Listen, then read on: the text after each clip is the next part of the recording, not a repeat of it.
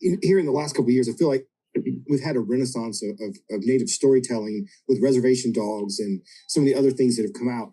Where do you think, as a filmmaker, where do you think documentaries like this fit in that renaissance? And, how is it going? How do you think it's going to be received by audiences that maybe started getting their first insight into native culture through a reservation dogs? Where does this fit in for those folks? Vow of Silence, the assassination of Annie Mae, is a universal story. Yeah. It's a universal story. It's easy to niche and put, native stories in a category, but yes, this is a universal story. Annie Mae is an ancestor, and this is an ancestor story. And her fight and struggle, for Indigenous rights is so important. And it's also something that we're facing today.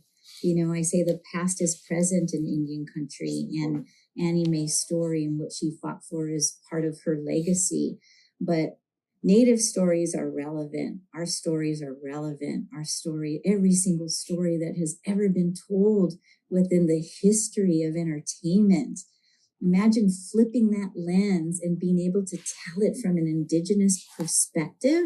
How incredibly rich and exciting, and having a distinctive lens to share, your own nuances of not only culture, but humor, and that's what's the greatest thing is that as people, we're mostly funny, and a little more lighthearted than, the stoicism of Western storytelling in terms of, a perception of what Native people are and, in entertainment. And it's like, no, it's like the Sterling Harjos of the world and people that are telling stories that are about us by us, and there's a lot of humor and love and heart in all of it.